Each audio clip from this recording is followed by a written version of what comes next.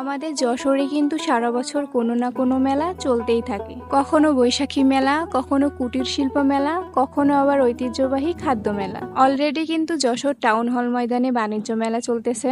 এর মধ্যে আবার ক্যান্টনমেন্ট এরিয়াতে শুরু হয়ে গেছে 1 মাস ব্যাপী বৈশাখী মেলা। তো এই বৈশাখী মেলাতে এসে আপনারা কি কি দেখতে পারবেন এবং কি কি রাইড এনজয় করতে পারবেন সেই সব কিছু দেখাবো আজকের ভিডিওতে। হ্যালো এভরিওয়ান, আসসালামু আলাইকুম। কি অবস্থা সবার? This is me Ayusha from Mina's heaven. তো ফার্স্টে হচ্ছে আপনারা এসে দেখতে পারবেন বিশাল বড় এই সুন্দর গেটটা, যার ডান সাইডে মেয়েদের টিকিট কাউন্টার আর বাম সাইডে ছেলেদের টিকিট কাউন্টার। এন্ড এখানে কিন্তু টিকিট কাটলে লটারির মাধ্যমে পুরস্কার জেতারও সুযোগ রয়েছে, বাট আনফরচুনেটলি আমরা কেউই কোনো পুরস্কার পাইনি। যাই হোক, আপনারা যদি কেউ পুরস্কার পেয়ে থাকেন তাহলে আমাকে কিন্তু অবশ্যই কমেন্ট করে জানাবেন। এখন ভেতরে গিয়ে দেখবো ভেতরের পরিবেশটা ঠিক কেমন। ভেতরে প্রবেশ করার পরেই শুধু মেলা না, যেন ছোটবেলার একটা জানালা খুলে গেল চোখের সামনে। মাটির খেলনা, রঙিন বেলুন, পটের ছবি, আর হ্যাঁ, সেই চিরচেনা মেঘাচুরির দোকান। যশোরে কিন্তু প্রতিটি দিন, প্রতিটি ঋতু নতুন একটি উৎসবের মতো। যতই দিন যেতে থাকে ততই বাড়ে আনন্দের পরিসর। এমনকি সারা বছরের বিভিন্ন মেলাগুলো এখানকার মানুষের জীবনের অবিচ্ছেদ্য অংশ হয়ে ওঠে। মেলা এসে কেমন লাগতেছে আপনার? অনেক ভালো। আচ্ছা, একা এসেছেন? জি। আমাদের আন্টি নিয়ে আসেননি? আজকে আমি একা এসেছি, পরবর্তী দিন ওনারা আনবে। আচ্ছা, এই মেলাগুলো শুধু আনন্দের উৎস নয়, এগুলো আমাদের ঐতিহ্য, সংস্কৃতি আর শেকড়ের একটি গুরুত্বপূর্ণ অংশ। আপু কি সেল করতেছেন?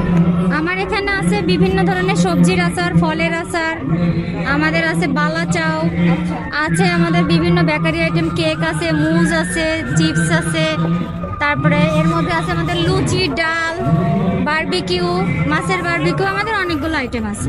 আমরা কেবল এখন এসে বসছি, এজন্য আমাদের অল্প প্রোডাক্ট আর এগুলো রানিং চলতেছে। আচ্ছা, এই আচারগুলো কি আপনাদের হোমমেড আচার? জি, এগুলো সব হোমমেড আচার, এগুলো সব আমি নিজে তৈরি করি। মেলার মাঠটা যেন ছোট্ট একটা গ্রহ, যেখানে ছোট ছোট মেয়ে উদ্যোক্তা থেকে দোকান বসিয়েছে বৃদ্ধ দাদু পর্যন্ত, যেখানে সব বয়সের মানুষ একসাথে ঘোরে। কেউ খুঁজে ফিরে পুরোনো দিন, আবার কেউ প্রথমবারের মতো চোখ বড় বড় করে দেখে রঙিন জগৎ। সেই ছোট্টবেলার মতো এখনো যখন মেলার মাঠে পা রাখি, মনে হয় হারিয়ে গেলাম সেই দিনগুলোর মাঝে। বাচ্চাদের রাইড করার জন্য এখানে দেখলাম অনেক কিছুই ছিল, যেগুলো দেখে আমার আবার ছোট হয়ে যেতে ইচ্ছে করছিল। তো যাই হোক, চাইলেই তো আর ছোট হতে পারবো না, এই জন্য ওদেরকে দেখতেছিলাম আর মনে মনে এনজয় করতেছিলাম। বাইরের রোদটা যতই তেজি হোক, ভেতরের মনের রোদটা হয় আরো গরম, কারণ বৈশাখ মানেই তো শেকড়ের টান। আর এই মেলাগুলো শুধু উৎসব না, এগুলো হলো আমাদের মাটির গল্প, যা জীবনের গল্প রচনা করে অন্যরকম এক ঐতিহ্যকে হাত ধরে এগিয়ে নিয়ে যায়। মেলার ভেতর এমন ছোট ছোট রাইড, যেখানে বাচ্চারা শুধু শারীরিক দোলনা না, মনেরও দোলনায় চড়ে স্বপ্ন দেখে জীবনের সেরা মুহূর্তগুলো সংগ্রহ করে। এখানে কিন্তু খুব বড় করে সার্কাসের আয়োজনও